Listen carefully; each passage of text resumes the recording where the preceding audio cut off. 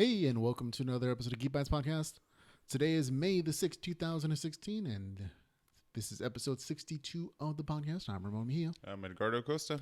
And every podcast, we bring you the roundup of the week's best geek and tech news. And of course, we discuss that and anything else we're interested in. In Geek News this week, we'll talk about Lyft's automated cab test, saving your Periscopes, the 10-year-old security expert, YouTube Unplugged, the new Han Solo, the new Power Ranger suits, and much, much more. And in our trailers of the week section, we're going to talk about the trailers for Captain Fantastic, Bad Moms, and the Flash Runaway Dinosaur episode. Now let's begin our show, though, with Geek News.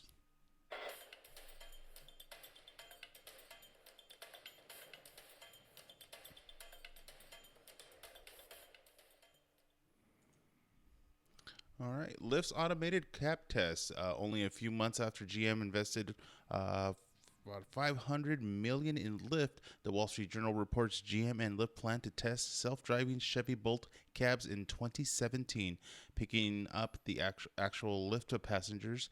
The plan will use technology from the Cruise Automation, which GM acquired in March. GM will also begin renting out the Chevy Bolts to Lyft drivers. Currently, it rents only to the Chevy Equinox. GM and Lyft announced that the partnership in January. No word on what city they plan to roll out the test in. Yep. So this is an interesting story. Automated cab services are actually going to become a rally in 2017, at least in a test market. This is what we've all been looking for, folks. You don't have to drive anymore, and you don't have to talk to your driver. So I'm thinking in what city they would use. As much as it would be awesome to go straight to like the big major cities like LA, New York, and whatever. I think they're going to start small, like a kind of little suburb outside the outskirts on it, because automated or not, it's not going to be able to handle like all the congestion and craziness of like LA traffic. So I think they're going to have to start out small, then eventually span in towards. I think they're probably going to start. I mean, Google has had their automated vehicle riding around by itself, with someone in the passenger seat for about a couple of years now. And they've been expanding to all of California, but they started out in a smaller area like Las Vegas, where there are relatively, most of the weekdays, little traffic, especially depending on the area you're going to. So I think that kind of test market, you're right, where there's a smaller pool of people, but they are forced to use vehicles a lot like you do in Las Vegas or in maybe Palo Alto or Silicon Valley, where they also have that tech support for things that go wrong, extra scanners, things that they have to replace real quick. I think those areas might be really well put for it, but we don't know. We're going to find out in 2017, and I'm looking forward to that particular year. Now, our next story, Periscope. You can now save them. For those of you who don't know, Periscope is a live streaming service where you put it down on the internet, you stream it from your webcam or photo, and people can get to view it for a couple hours, and then it kind of disappears from the internet. But PC Magazine reports that Periscope's latest update lets beta testers permanently save their broadcast by adding #save to the title. Save broadcasts will remain online forever-ish. Save videos will also appear in users' profiles. There is no time limit on the number of videos you can have. Android and iOS users can ask for an invite to try this feature by visiting bit.ly/Betascope. I haven't done it. I've downloaded the Periscope app once, but it's still a little interesting to see. It's almost semi-stalker-ish because it does show like a little point on the map where somebody had like posted a little Periscope video, but that's past time-wise unless they're sticking around that area.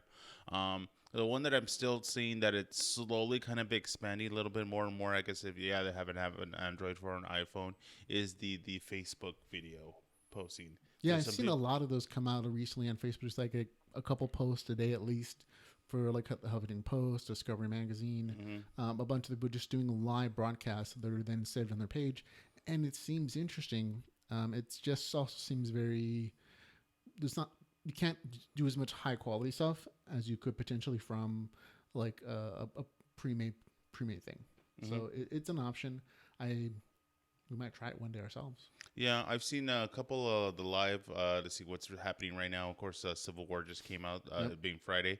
But for the premiere, since it started overseas, you're showing a lot of live video feeds. Sometimes you see like a kind of instead of the edited version, like when you watch the news or an entertainment show of an interview, you'll actually catch a live video of like Chris Evans, walking, and sometimes I don't know if you ever seen like a red carpet event, like the awkwardness, because like, all right, do I talk to you? Am I not supposed to talk to you? Yeah. That kind of thing. Or they bum rush him with some kind of very inappropriate questions or whatnot. But the last one that I've seen, it was kind of cool. A lot of, depending on the celebrity that you're interested, they're having like a little one-on-ones with their fans. Last one I saw was like with Pink, like even though she had a little makeup on and everything, she wasn't as glammed up makeup as she would like in an event or performing wise, and she had her little kid running around. Yeah, and there's definitely a market for the live broadcast features where you have the person that you like or the person that's entertaining to you in a live format, being able to interact with their user base by the community. You can see comments from your community, streaming live and answered in real time. So sometimes there are some weird, quiet lags, and other times it's quite entertaining because the unexpected happens. And there's that vibrancy of knowing that it's live and the mistakes that make it unique and interesting and very ephemeral, which is what Periscope is traditionally known for. Just anybody throwing their lives out there and people become getting a voyeuristic look there. I'm not sure if it's going to match the user base to kind of record those permanently now, though. It feels a little more like you said, Facebook in that respect, and the way that they're broadcasting and permanently recording it on that Facebook page. So we'll have to wait and see how popular this becomes. Yeah, it's gonna be awesome. I can't wait to once again we get a chance at it. Absolutely. All right, 10-year-old security expert. 10-year-old Finnish security researcher discovered a flaw in Instagram that allowed him to delete any comments. He disclosed the flaw to Facebook and received a $10,000 bug bounty. He plans to use the money to buy a new bike, football equipment, and computers for his brothers. Oh, what a nice guy. He is such a nice little boy. I mean, 10 years old. He's already being pretty classy. If I had 10 grand, I don't know that I'd give it to my brothers and sisters at all, but that's me having a mortgage. It's all a matter of, I guess, your lifestyle. But once again, using his powers for good instead of for evil. He could have been that one guy that just be like, oh, whatever, I have this ability, or some people just kind of like you never know. There's a flaw, there's a gap, there's something missing, and it's like any kind of edited footage or any kind of finished product, until somebody else gets not necessarily an approval but a view over it. You just know. You just might not. There might have been a flaw right there the whole time, and just it took 10-year-old kids to say, "Hey, you're missing." It takes one person who does the right thing. 10-year-old, he could have been a troll. He could have started deleting everybody's post. Nobody could have quite stopped him. But he wasn't, and he got Facebook has a bounty system on their stuff. You find a flaw, you turn it in. If nobody else has found it, they give you money for it, and I think that's the way internet security should be, where people are incentivized not to exploit your weaknesses, to exploit your problems, but actually to turn them in to make your stuff better and more secure, and you give them monetary compensation instead of have them go and use that exploit to hurt people or to steal money. That's how internet security should be done correctly, and I'm good for Facebook, good for the kid. Hopefully, it's not like a $10,000 hush money for a multi-million-dollar problem. No. It was. It could have been a huge problem potentially. The ability to delete people's Instagram photos. That's all Instagram is. So if this was exploited by someone more malicious, it could have been really bad for the program. So I think the bounty is very appropriate. Makes me wonder for like all the people that are very pretty much full of themselves, hence the selfies and whatnot. How many people actually save their pictures? Do you imagine? Because back in the day, I think a lot of people save their pictures to places like Instagram as like almost a photo library for them. Yeah, because back in the day, everybody had prints, so they would have books, albums of photos. Oh, look at us. But now that everything's all in the digital format, like other than of course being a online storage, like the cloud or whatnot, like who has unless you're a photographer, who has a hard drive full of just nothing but pictures of themselves? I think more and more it's going from the hard drive space to the cloud space. And as little as 10 years ago, it would have been the other way around. Mm-hmm. But with cloud services being cheap or even free, it's just easier and more convenient not to take up space on your hard drive on your computer and just have them on the cloud, and then you have them accessed everywhere, your phone, your computers, multiple different locations that you want to. But I think one of the more interesting turnarounds for that is you can actually take your Instagram photos, the entire collection, and there are companies that will print them out professionally, put them in a book for you if you need like the coffee table kind of thing where you physically want to look at them. So there's always those options as well for those photo files.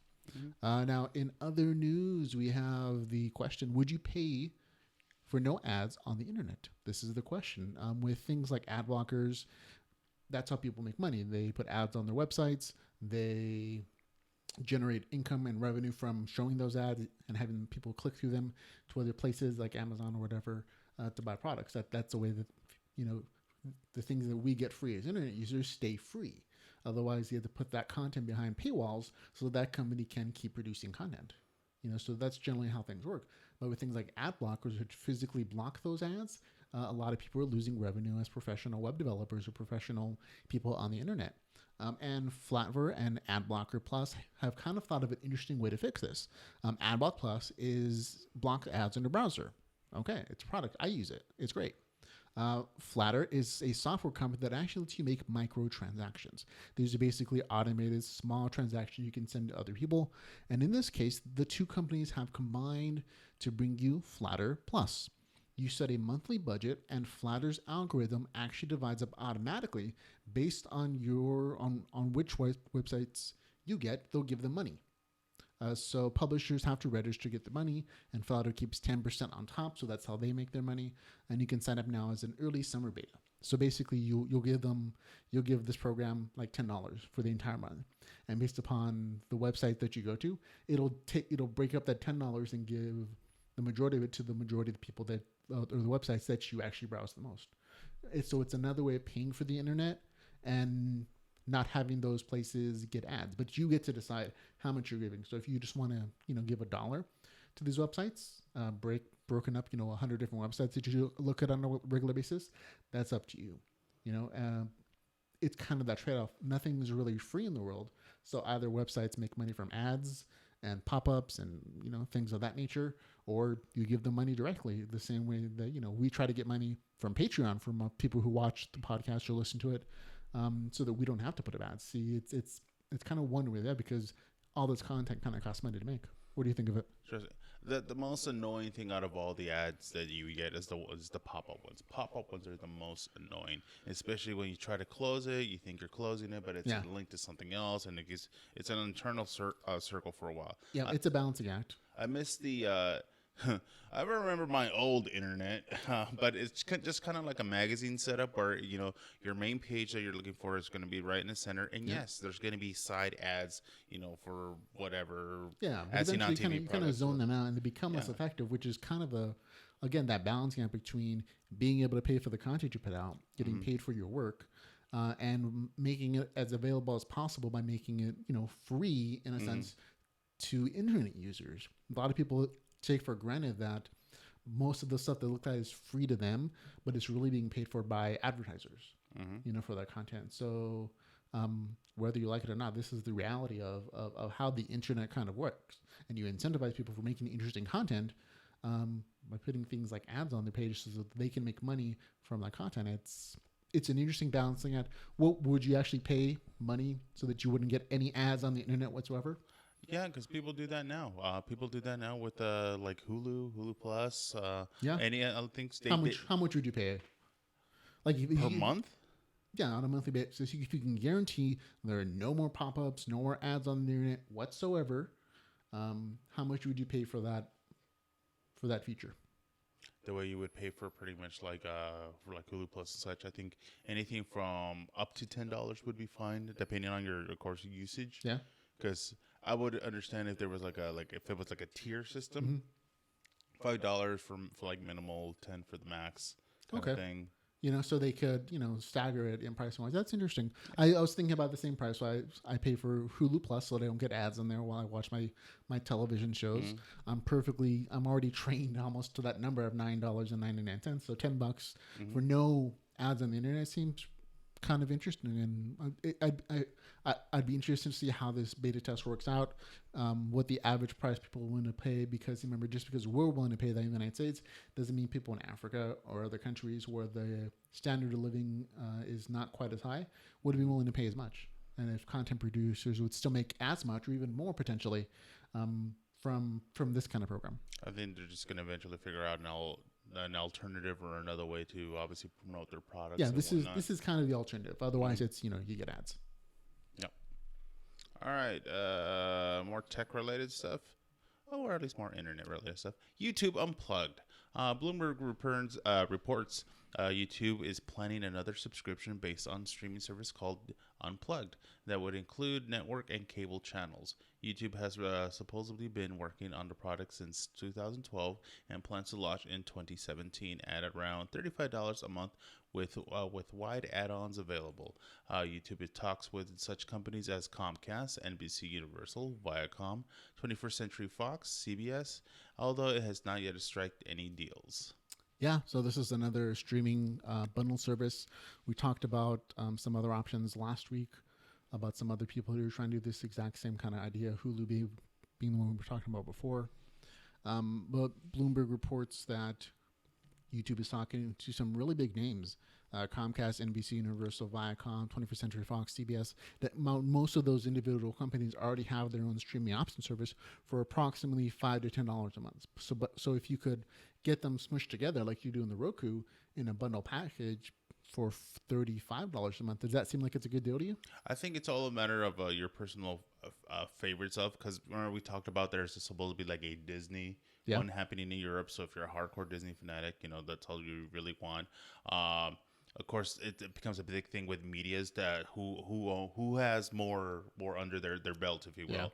Yeah. NBC Universal, I think if I'm right, they also have own like Nickelodeon and some other stations. So if they made a bundle pack that includes all that, like pretty much their own cable channel, if you will, I don't see why not. But it's also depending how big of a fan you are of a certain show. Yeah. Because to say if you really want to watch The Big Bang Theory, but you don't want to subscribe to CBS, is like, what are your options? Either buying the episodes individually or view those individually instead of deal with the package. That's it again. You can subscribe to the CBS channel and get it without ads for $8 a month, I think it is. Mm-hmm. Or you can pay 4 times that and get a bunch of other things that you may or may not be interested in. That's the problem with cable. It means that you get 100 channels, but you watch 5 of them. Exactly. So you're paying $100 for it potentially, but you're only watching 4% of the available channels at any one given time. I'm a big fan of cutting the cord, having complete control of the things that you watch on Netflix, Hulu, YouTube. Those kind of things were they're relatively inexpensive, like $8 or $9 a piece, but you get 3 or 4 or 5 of those, and it's going to cost you $40 anyway. So the $35 meal might be worth it, depending upon the actual content that's available.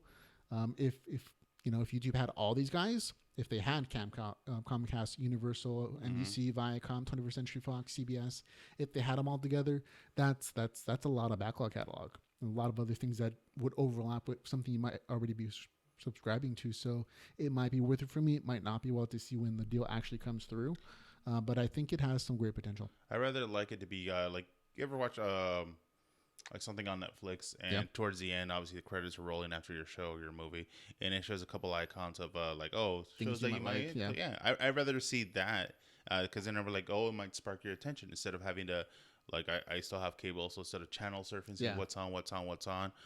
In your case, you already know what you want to see, but you kind of miss out unless it's either word of mouth or through, of course, advertisement, through watching some other show. You kind of don't know, there's another show that's on the BBC that's related to something I like. You like the idea that you get to see things you might not have otherwise have noticed by their suggestion algorithm, basically. Exactly. And YouTube does that to a degree, so they might implement that into their new streaming service.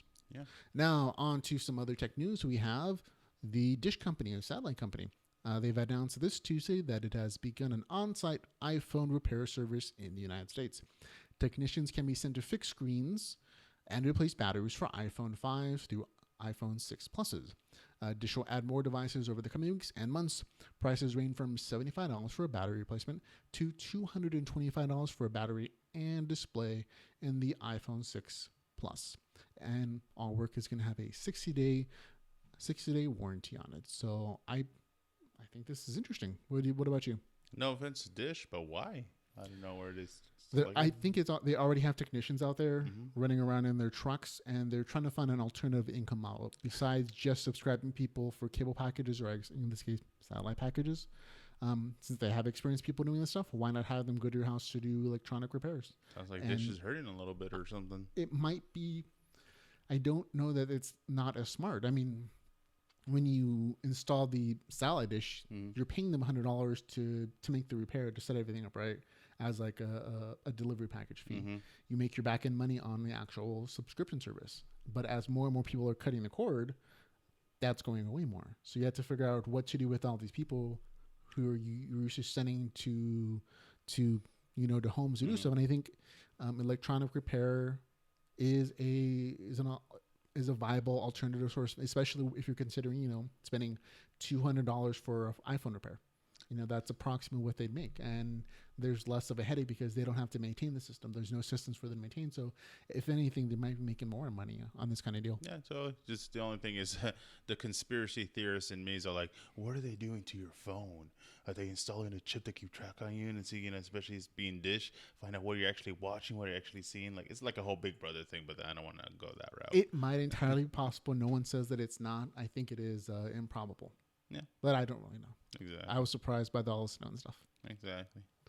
Speaking of more retailers and whatnot, try Oculus Rift at Best Buy. An extremely limited number of Oculus Rift headsets will go on sale in 48 Best Buy stores in the U.S. this week. Oculus also plans to set up a demo stations in stores. Those who have not yet received their pre-order Rifts can buy one in store and retain their pre-order perks. Additionally, the Rift will go on sale on the Amazon and Microsoft online stores starting May 7th, so in a couple days. Yep, only a couple days. I am excited to be able to actually try this out for once. I'm a big fan of virtual reality, augmented reality, and especially the Oculus Rift. It's kind of the Cinderella story of the virtual reality companies, as far as I'm concerned. And I've been hesitant to pull the trigger on buying a new PC because it's going to be like $2 or $3 grand. In addition to the hardware for the virtual reality, and it's a big investment if you're not sure if it's worth it. And so the fact that they're going to have Oculus Rift and probably the HTC Vive and PlayStation VR when it comes out for people to try and then purchase if you want to, I think that's going to be good for Oculus. I want to check out the location. I want to go see. I want to put it on myself to give it a go. I'm surprised they don't have like a mobile unit also doing it, just for like a promotional kind of thing. I think that, I don't know. But that's that's not the worst idea in the world. I think it's a little more secure instead of having a bunch of units in a van driving around saying, "Hey kids, come look in a van." It's going to Best Buy, buy some other stuff potentially. I do think it's interesting that remember Oculus Rift is actually back cataloged on their Oculus Rift deliveries by about 3 extra months, and so people who ordered them 2 or 3 months ago are still waiting for their Oculus Rift to get here, and so they can now just say, "Oh, I'll just buy it at Best Buy." And I'll still get my pre-order stuff. I just won't get it delivered from Oculus. So that is another option for you if you haven't gotten your delivery yet for the Oculus Rift. Well, I know if we find one, I said we should. If they allow it, or we had to do it like undercover style, just go check it out and do some video. Absolutely. I mean, there's nothing wrong with videotaping it. It's it's advertising for them. Exactly. Plus, if they record us, I don't see why we can't record them. Absolutely. That's what I say. Now, in some other tech news, we have the Geo Orbital adds powers to any bicycle. In as little as 60 seconds, Geo Orbital says that they can add motorized power to just about any bicycle. You just snap off your front wheel and replace it with the Geo Orbital's electric wheel. The wheel uses a 500-watt motor and a 36-volt battery to propel the bicycle up to 20 miles per hour. The battery, which is removable, will last up to 20 miles on its own, or about 50 miles if you mix in some pedaling. The Geo Orbital wheel will eventually retail for about $900, which is very cheap by electric bike standards, and the company is offering for as low as $500 for early backers on Kickstarter. So I think this is quite fascinating. Yeah.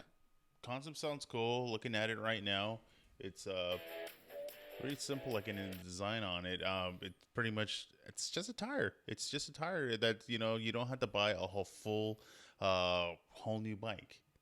that's awesome. Just to add something onto what you already have. Mm-hmm. I think that's great. Instead of having to buy a whole new system, there's like there's electric bikes that are just the ones where like the whole body itself is pretty much the battery. Yeah, but that's like $2,000, and you can't replace the battery quite as easily, and it's really expensive. It's like $2,000 to $3,000 sometimes. And of course, you've seen those people, like especially those hardcore bikers that they don't want to get their bike stolen, so they usually take off the wheel anyway. Yeah, because I wouldn't leave my power. I'm gonna call it a power wheel. My power wheel, I guess, just out and about like that too. I'm just wondering, hopefully they've done their research too, so like they've make sure it was like weather resistant and all that. But yeah, I like the idea that you can basically modify any existing bicycle, add on a wheel, and all of a sudden it's electrical. I like that concept. Science, man, I love it because it's just a matter before they apply that same concept to other things. You got the quote unquote hoverboards.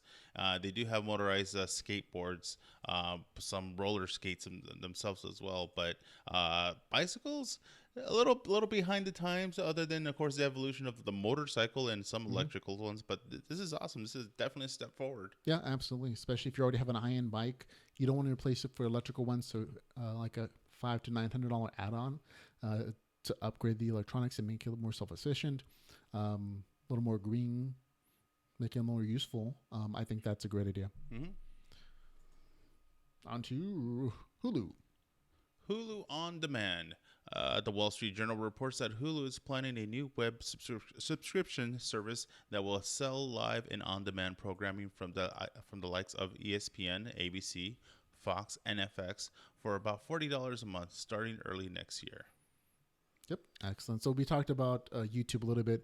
Hulu's going through the same kind of ideas of developing other markets in which to find income. And so skinny bundles seem to be the thing. YouTube, Hulu, Roku, they're all in on it. They're trying to be that middleman between just their service and cable. So again, YouTube's $35. Hulu actually has this. It's coming out next year. YouTube is just in talks for it. So these are some of the things that Hulu's actually going to do. ESPN, ABC, Fox, and FX. Do those names seem like they're worth $40 to you a month? $40 compared to what's the traditional thing they're saying, like around $10? If you're paying already $10 for Hulu, but you think HBO is like another $10. Mm-hmm. So two more channels like CBS, that's another $10. But if you would replace those names with like ESPN or ABC or Fox, is it worth it? You got to be a diehard. I could definitely see ESPN for the hardcore fanatics, football games, baseball games, all that stuff. ABC, obviously owned by Disney. They got quite a bit of selection. Fox and FX. I think if you had Disney in there, it would absolutely be worth it for a lot of people. Oh, yeah. Without somebody like that, to me, I'm not a sports fan. The stuff on ABC isn't that interesting to me, or Fox. Maybe some stuff for FX, but I feel like I could download that other places. Just one or two shows. See, for me, this is not quite the right bundle for me, but that's the idea of bundles. Like you can have different options, different combinations, where you're getting like maybe one thing you don't like, but you get 3 or 4 that you do. And sometimes the price is worth it and sometimes it's not. But I do like the fact that we're getting options. I would love to make your own custom combo bundle the way you would order a pizza. Like not everybody loves bell peppers, mushrooms, and onions. If you could... they have a tier system where like, okay, I picked these bundles and I had to pay certain much, but if I want more, yes, you had to pay more. Yeah, that's what Roku does currently. It has these skinny bundles where you have these different combo packages, and then you can do things like add-ons, like you can add HBO for another $5 a month, or Showtime for another $5 a month. The exact way you're talking about. Roku's very famous for having those options, but they've already made those deals with the big name companies, and Hulu and YouTube are trying to catch up and kind of take a share of that marketplace from Roku. Yep. We'll have to see how they end up doing. Now, starting our entertainment news, Han Solo has been revealed. Breaking just this last night, Deadline confirmed that Alden Ehrenreich, that's it, from Beautiful Creatures, Hail Caesar, and Blue Jasmine, has scored the role of Han Solo in Disney's standalone Star Wars movie. The Han Solo film is expected to be called Han Solo, a Star Wars story. The movie is currently in pre-production under the directors of Phil Lord and Christopher Miller. Seeing the guy, he looks pretty young, so obviously they're going with a young Solo. Yep. So this is probably definitely not when he, This is pretty much Han Solo the high school years. I think it's going to be supposed to be a prequel to, to this Star Wars stuff. I almost hope that it's not. I almost hope that it's after Episode 6, but before Episode 7, because there is that 30-year gap. You don't really know what Han Solo goes on to do. But even if it is before everything else, before Episode 4, where Han Solo is a smuggler and a racer, I'm okay with that. The story, the character has enough interesting points as a rogue, as a gambler, a huckster too, to make the story interesting. Yeah, because it was the whole concept of it. Everybody wanted to know more about Solo, like where did he grow up? What was he like as a kid? Like obviously they said he was like more or less much of a playboy. Yeah, and of course everybody wants to see the story of like how Han met Chewie. So that would be very interesting, at least for me to check out. So you think that's at least what they have to have, the Han that meets Chewie story? Yeah, because, don't get me wrong. There's people when they're just grouped together and like, oh, we're friends now. That's cool. But, there has to be some interaction. It is kind of an epic story that we haven't heard all the backstory. And I mean, it's in the expanded universe. Exactly. But all that's not canon anymore. Disney got rid of all, so they could have a clean slate. So that story could be written as well. Mm-hmm. So, but I'm looking forward to that. The guy looks fine to me. Honestly, I don't really care what he looks like. He doesn't have to look like Harrison Ford to me, as long as he gets the character correct. That's more important to me than him being a Harrison Ford look-alike. Yeah, but it'd be totally great. I think it'd be more drama with him, because especially if he does wind up showing him hooking up with girls. Because, like I said, it's going to be like Han Solo, the high school years, and eventually the college years, and eventually we'll learn to what he becomes in the Star Wars franchise. Yeah, absolutely. All right, more movie-related stuff. New Power Ranger suits. Entertainment Weekly reports that when the Power Rangers Revival morphs into theaters, the 5 teenagers with attitude won't be wearing the original series costumes to battle Rita Repulsa, played by Elizabeth Banks. Instead, the new cast will don a translucent extraterrestrial armor that crystallizes around their bodies. New Rangers, new suits, that's the rule. That is the rule, folks. If you've ever seen the Power Ranger series, anytime they replace those characters, those poor teenage kids, they age out. They get new people, new suits, new battle droids, and this should be no different. Yeah, it's just like the Mickey Mouse Club. You got to replace your Justin Timberlake's and Christina Aguilera's once they age out. What do you think of the actual picture of the suits? There's already been a couple memes on it. The latest one that I've seen, it was really funny.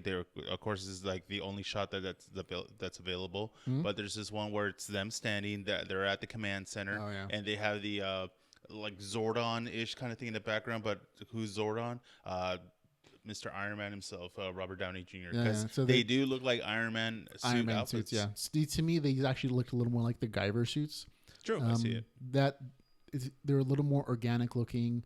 They hug the ribs. They show out the chest a little bit more.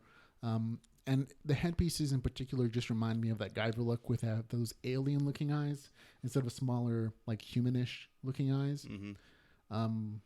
And each one of their centers also has that little space for a little Guyver, symbiote kind of looking thing. So that's the first thing I thought of, but I can see the Iron Man comparison as well. I was finding it kind of semi-unnecessary when they had to put like abs on an armor outfit. Yeah, it beats the Batman Robin. To me, it screams like, "Oh, hit me here." Oh, it beats the nipples on the old bat suit from the old what's it called movie. I think it would be interesting if they had nipples on all the guys, but not on the women. Yeah, but even seeing a booby armor, chest plates, whatever. Was it breastplates? There you go, literally breastplates. But the main thing is the focus that I wanted to see is, of course, the helmets, because we weren't sure if you're going to semi-stick with the cartoony, not cartoony, but the original theme ones where they were all shaped based on their animal characters. Like the Red Ranger does look like Tyrannosaurus. Pterodactyl one that look like the. I think they're less like that than the original costumes were. They don't have quite the same features or the retro designs. Mm-hmm. At least from the front. To me, I'm more interested in seeing not the Power Rangers, because they're always going to be the same-ish. Mm-hmm. I'm interested in what villains they bring. We've already seen Rita Repulsa.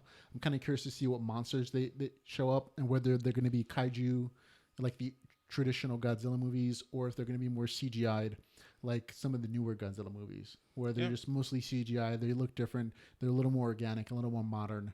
I'm kind of curious where they're going to go in that route on the storyline, and if it's going to be a more adult show, because there was a great fan version of the Power Rangers where it was, PGR version.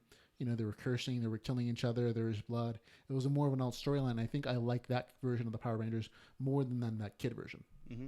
Yeah, because I'm not sure if we're gonna be hearing like the traditional Power Ranger theme song and the intro on it. Dun, dun, Like even dun, the whole, dun, dun. even the whole morphing process. Mm-hmm. I don't know if they're gonna put out the morphers, hold them out, and call out what they are, or if it's gonna be like a semi.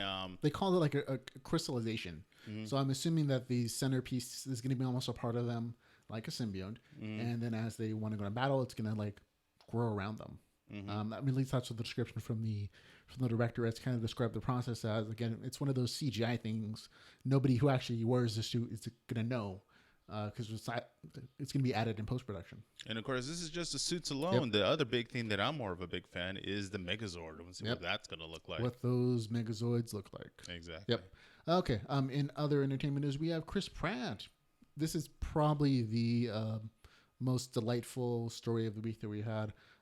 Chris Pratt recently launched an Omaze campaign to raise money to buy a teen center in his hometown of Lake Stevens, Washington. And inspired by the campaign and their hometown hero, the kids of Lake Stevens Boys and Girl Club came together to build a rocket ship. The Guardians of the Galaxy Star surprised them on their maiden voyage with a live special greeting and some yummy ice cream. So Chris Pratt was nice enough to actually show up on a video conference with them and talk to the kids. I mean, I thought that was really, kind of a cool thing for him. Yeah.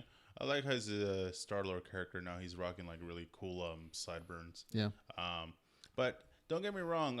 When you're going to be getting paid, I don't know how many millions of dollars, you think you could cough up a couple bucks, not just an appearance to. Well, no, I think that he didn't have to do this at all. Actually, I mean, this was kind of a side thing. He was raising money for something in his hometown, trying to give back to his community, matching donations, that kind of stuff. The matching, that's awesome. And this was just kind of a side part. The kids in his hometown said, "Oh, we like what Chris Pratt's doing for us. We're going to build our own thing for Guardians of the Galaxy." And you can see that it's made out of cardboard. This is like a classroom project. Mm-hmm. And he was just like, "Oh, I love this idea. These kids are being creative. They're not, getting in trouble. This is something that's keeping them busy." Totally. And I mean, look at the hard work these kids are putting into this, spaceship that's not going anywhere. It's a project of imagination. Oh yeah, it's all matter and for of having fun. And especially for low-income communities, these kind of projects can mean the difference between a kid going down a very bad path and staying in school and studying. Mm-hmm. And the fact that he's kind of rewarding them with, this kind of interaction with somebody who's obviously a hero of theirs. I think that's probably the best story that I've heard all week. Yeah, at least the happiest story. Oh yeah. Don't get me wrong. He could continue wearing his Star-Lord outfit and go to the sick, hospitals to visit the kids that are, obviously sick. Mm-hmm. But he's giving everybody an opportunity. He's showing, especially hit them while they're young. Because don't get me wrong. No offense to you high school kids and guys in college and whatever. You're already kind of living it up the way you wanted to. But right now they got to get them while they're young, while they're just still inspirational and still want to do something with their lives. Yep. And I'm hoping to see more of it around. It would be awesome, especially Disney, because they've done a bunch of things like that. Build not necessarily theme parks, but like a basic parks, like they kind of replace the sand with wood chips now, but more of the traditional kind of, have a place for kids actually to run around. They're doing it for the younger kids a little bit more. I hear what you're saying. But it'd also be a cool, semi crossover promotional thing if they made actually a Guardians of the Galaxy themed park for kids to play in. That would be interesting. I see what you're saying, but I do like the fact that he's kind of giving back to the community, because nobody forces him or any of the other Marvel people, like Chris Evans, to do community service. I mean, yes, it's good press for the movies and it's good press for them. He does it because he actually cares. Yeah, it's still good things being done by good people. One thing that I loved, it was semi-related. Semi-related. Hey, do you think he's going to make Hollywood Heroes on Hollywood Babylon this week? I don't know. That'd be awesome if he does. Yeah, so one of those things. So it's usually Chris Evans or the guy in those pirate movies, Johnny Depp. Oh yeah, it's one of those two usually every 2 weeks on Hollywood Babylon. So hey, I think Chris Evans has a shot this week. Did you see the really quick related? It was a fan made for his kid but some professionals did it. It was a swing that's a shaped like Groot. Oh. It's like a large scale steel frame, so it's a legit hardcore one. And it looks just like Groot. They even added on lights, so give you that effect where he does a little glowy kind of thing with his hand.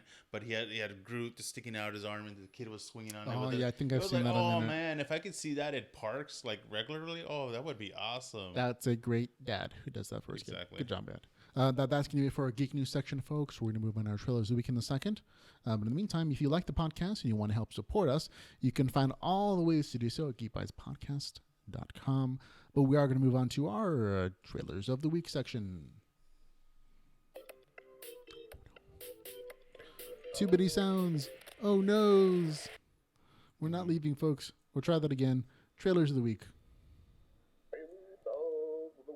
There we go. And in our trailers of the week section, we of course talk about the best trailers that came out this week. I remember you could watch the full trailers at geekbytespodcast.com. But we're going to begin this week, though, with the trailer for Captain Fantastic.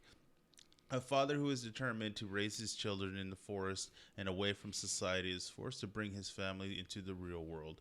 Removed from his self-created paradise, he finds his ideas of freedom and family challenged. Released coming out July 8th, 2016. Yeah, no, this one is not a comedy. It's not action, so it usually doesn't appeal to me. I come from a slightly religious background. I'm not religious anymore, but that aspect of it kind of appealed to me from this movie because this is a very isolated family. There's nothing to say that it's a particularly religious movie, but it is a kind of isolated family who looks happy. They're super comfortable in their woods away from modern technology. There's almost a culty feel to it, but it's like in a good way. Like he's just trying to raise his kids off the land so they're not commercialized, that they don't want a bunch of stuff, and that they're satisfied and they're almost philosophical. But then when he has to come back to the city, the kids are just kind of unprepared socially for some of the ideas presented there. And it's a very interesting study in how what makes us is kind of determined by how we're raised and the environment that we're raised in. It's not anything inherent. It's all about you're in the environment in which you grow up for a lot of it. It's the whole nature versus nurture thing. Mm-hmm. But this whole concept is the family is pretty much living off the grid, not necessarily in the Amish way, but almost like mountain folk in a way. It feels very mountain hippie folk. What was I can't think of the name of that show, but it had the guy from the one that played Opie from like the Swiss Family Robinson. Okay. Swiss Family Robinson. Sort of. I was gonna say there's a show right now with the guy from Opie from Sons of Anarchy, where they're like a mountain folk. I was thinking Opie from the Andrew Griffith Show. Yeah. Wrong Opie. Not wrong Opie, but that guy. There's a show that's same kind of concept that they're all in their own community, but in this case it's just his own family. So I could totally see the cult. It's kind of that only this is like a positive, happy-go-lucky kind of thing where. Everyone's happy. Nothing's wrong with the family. Yeah. Nobody's getting murdered in the woods or anything. But when mom dies, her family, who's regular people, they bury her and they don't want them there because they feel like they killed her. Yeah. Because she never got the medical attention or something. Mm-hmm. It's slightly unclear in the trailer, but it looks interesting to me. And I might actually go watch it at the theaters, which I don't usually do for this kind of film. It's semi-drama-ish, so be prepared to shed a little couple tears because it does involve kids and everything. It seems a little teary to me. So now our next trailer though is going to be Bad Moms. Young Amy, played by Mila Kunis, has a great husband, overachieving children, a beautiful home, and a successful career. Of course, everything seems perfect. Unfortunately, she's also overworked, exhausted, and ready to snap. Fed up, she joins forces with two other stressed-out mothers, Kristen Bell, Catherine Hahn, to get away from daily life and conventional responsibilities. As the gals go wild and their newfound freedom, they set themselves up for the ultimate showdown with Queen Bee, Gwendolyn, and her clique of seemingly perfect moms, one of them being Christine Applegate. Release date is July 29, 2016.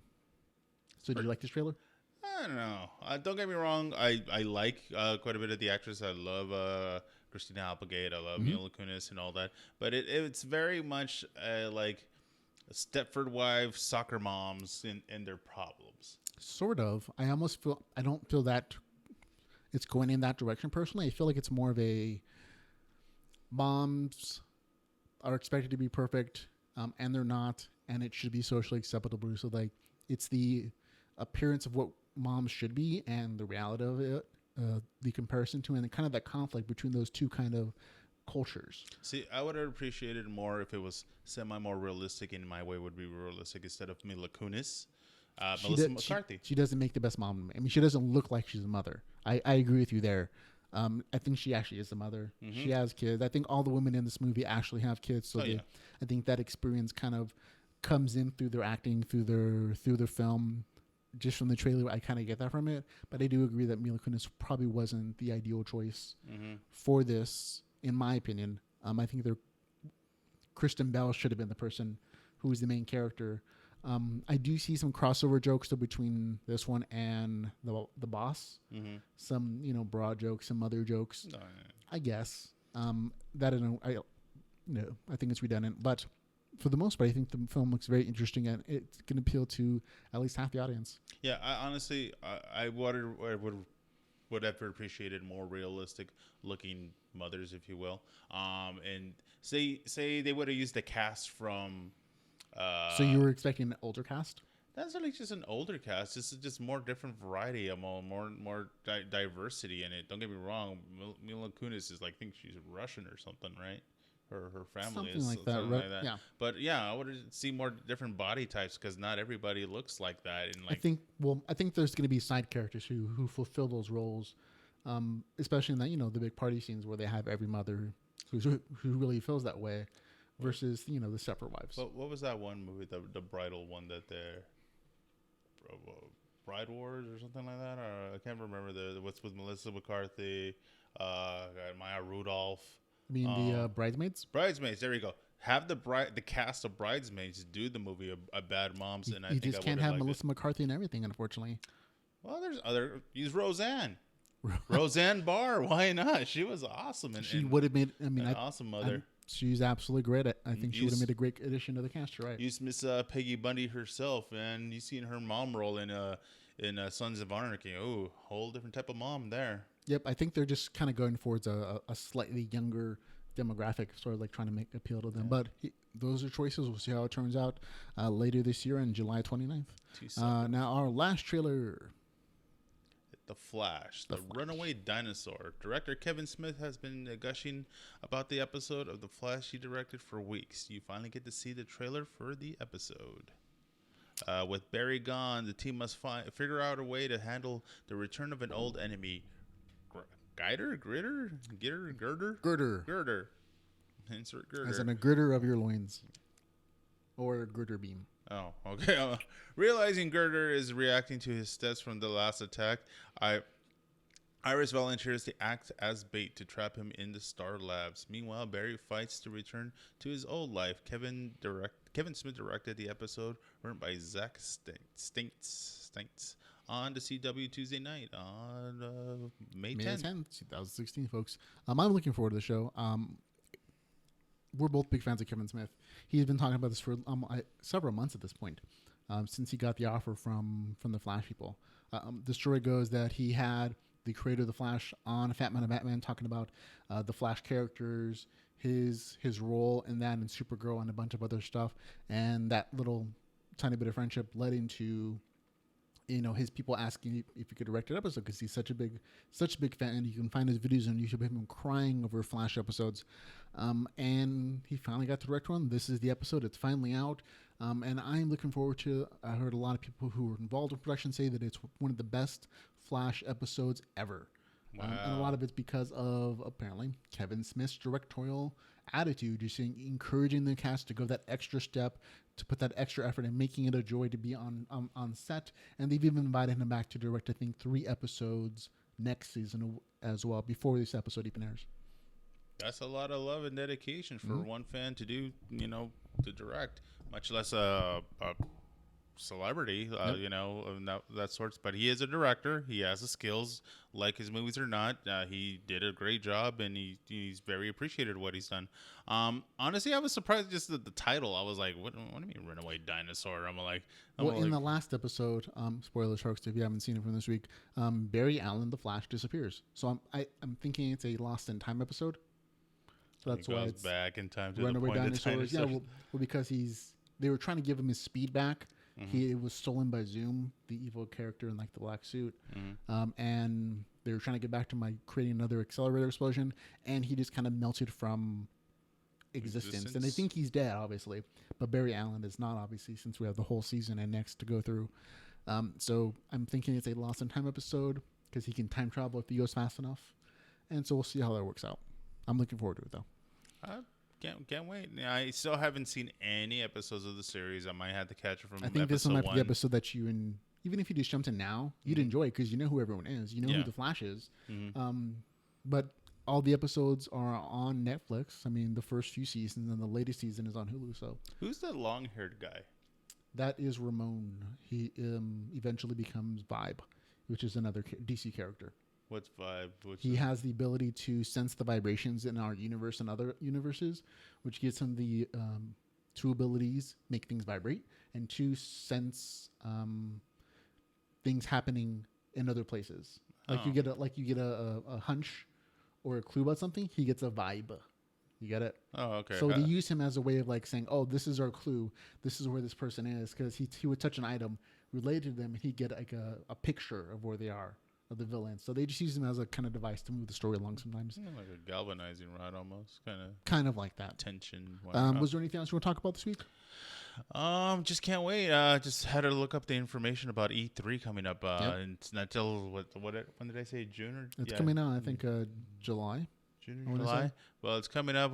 Rumors are, of course, about the PlayStation upgrades for the Oculus Rifts, and of course, the Xbox as well. Yeah. Xbox, of course, the Nintendo quote-unquote NX, no official word if that's the actual name of it. And the rumor is on them, they're supposed to be going back to old school cartridges. Potentially. I think it's more of a nostalgia issue, but we'll have to wait and see. I wouldn't mind cartridges as long as they held all the same information that your high quality, not DVDs anymore, but Blu-ray discs use. Other than that, of course, Captain America, Civil War out this weekend. We're going to check it out Sunday. You can get our review for it next week, folks, when we talk to you again. But I think that's going to be it for the show. Remember to check out our website at geekbytespodcast.com. And for all the links for all the links we talked about, check out the podcast and all our original content like author interviews, reviews, recommendations, of course. Check out the website at geekbytespodcast.com. He's tired. Thank you for listening. For Geek Bytes Podcast, I'm Ramon Mejia. I'm Edgar Acosta. Now, go geek out about something.